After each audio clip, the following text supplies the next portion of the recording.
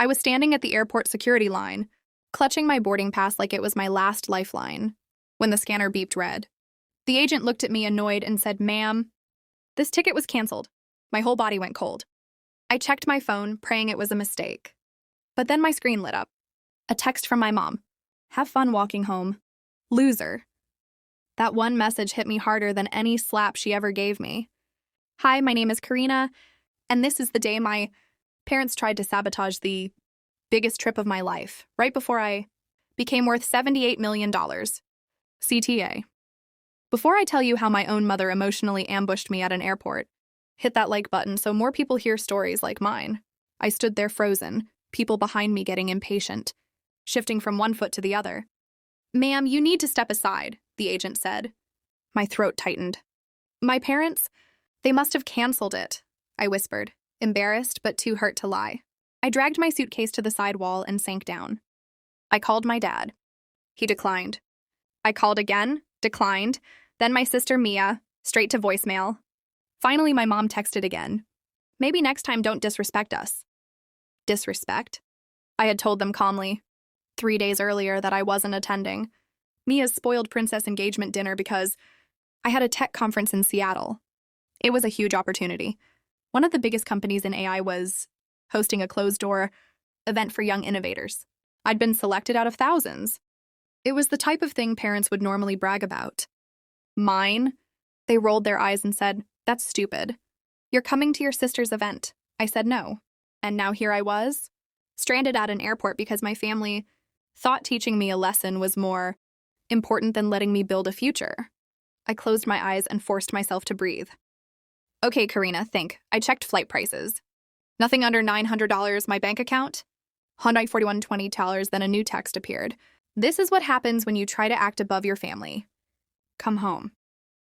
The humiliation was a physical ache. But underneath the shame, rage sparked. I grabbed my luggage and walked straight out of the airport. I wasn't going home. I Ubered to the only place I could think of, my best friend Jamie's apartment. When she opened the door, her eyes widened. "Karina, what happened? You look like you got hit by a train." I told her everything. Every word felt like glass in my throat. She listened without interrupting, then said, "Stay here. And you're not missing that conference." "Jamie, I can't afford it."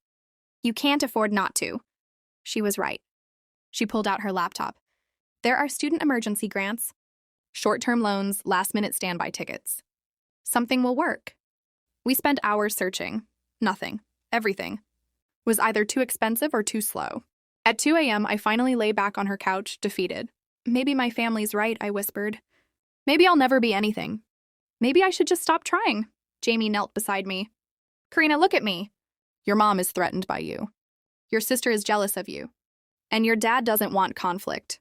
That's their weakness, not yours." I bit my lip. My chest tightened. I wanted to believe her. But my whole life, my family made sure I never did. That morning, I woke up to over 20 missed calls from my mom. Her last voicemail said in her fake crying voice, "Come home. We'll talk. But don't embarrass us again. Embarrass them. Everything they did to me, and somehow I was the embarrassment." I put my phone face down. Jamie came out with coffee and said, "I found something. A bus." "A bus to Seattle?" "Yeah, leaves in 2 hours. 30 hours on the road." But it was $79. I stood up so fast I spilled the coffee. "Book it." That bus ride broke me. The seat barely reclined. A baby cried half the night. A man behind me had a hacking cough that sounded like he was dying. But every miserable mile reminded me why I couldn't quit. I finally reached Seattle, exhausted, greasy, wearing the same clothes. But I was there. When I walked into the conference building, I felt like a fraud. Everyone had perfect suits, perfect hair, perfect confidence. I had an overnight bus stench and slept-on cheeks. But the moment I started my presentation on hybrid neural graph architectures, the room went dead silent. People leaned forward. Someone whispered, "Holy shit." Afterward, a woman in a navy blazer approached me. "I'm Lydia, CTO of Packed In Technologies. Can we talk?" My stomach flipped. "Yes, of course." She led me to a quiet corner. "Your idea. It's disruptive. But not reckless." "That's rare," I swallowed hard. "Thank you." She studied me. "You look exhausted. Are you all right?" I almost said yes. But something inside me cracked. My family canceled my flight, so I couldn't come. Her expression changed. Sharp? Calculating, understanding. Do you have ownership of your code and designs? Yes, I said. Everything. That one word changed my entire life. She offered me a fellowship, a private incubator, a lawyer to help me file patents, and an investor introduction. My head spun. Why me? She smiled. Because you came anyway. 6 months later, my startup valuation hit $78 million. And right when the deal went public, my parents suddenly remembered I existed. My mom sent a message. Karina, sweetheart, we're so proud. Can we see you? I stared at the screen, my chest burning with 5 years of anger. Jamie peered over my shoulder. What are you gonna do? I didn't answer, not yet.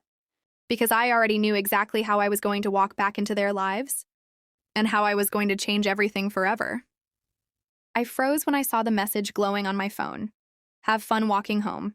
Loser. It was from my mom, and it hit harder than the airline staff telling me my ticket had been canceled. I remember standing there at the airport, people rushing past me while my life felt like it had stopped. I had never felt so deliberately abandoned. I had no money, no flight, no way home. And I swear, I could feel everyone's eyes on me like I was some pathetic girl who got ditched by her own family. But what my mom didn't know was that this time I wasn't the same Ava they used to control. This time I had someone who believed in me more than they ever did. And this time, I had something they never expected. I kept the phone tightly in my hand and walked out of the terminal, with my heart pounding so hard it hurt.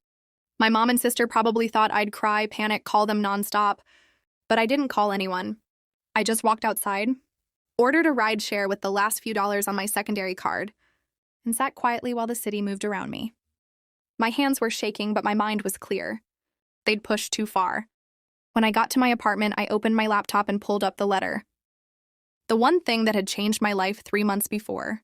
The acceptance letter from the startup that bought my AI project. The same project my family mocked.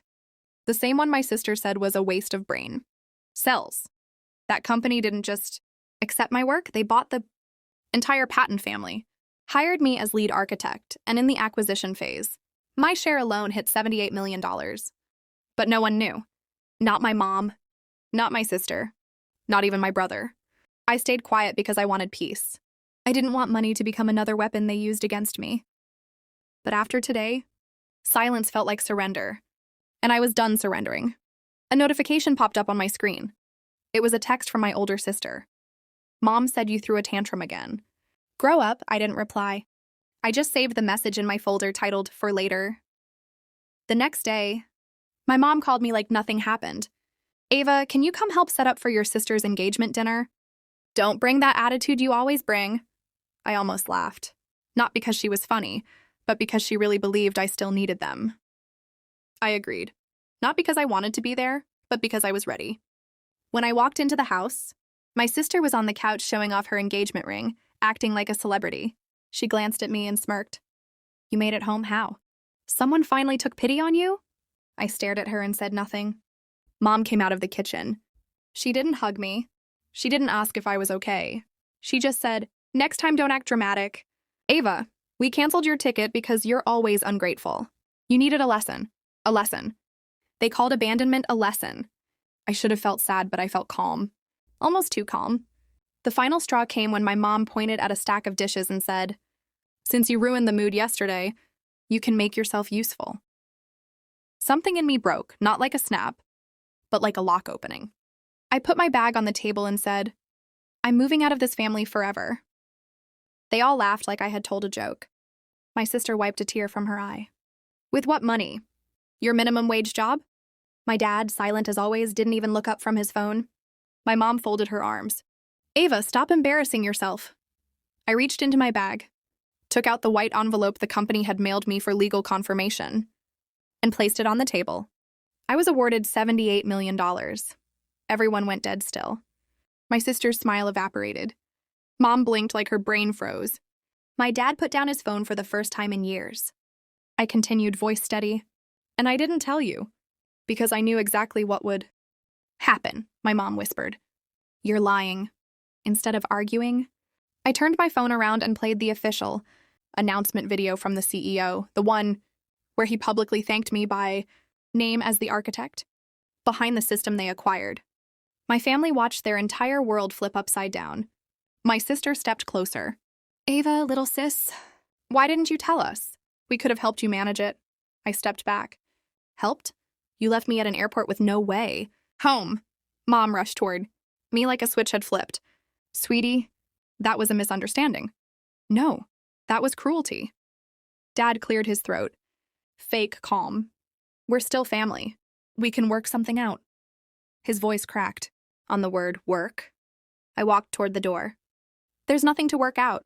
My sister panicked. Wait, my wedding? Not my problem. She grabbed my wrist.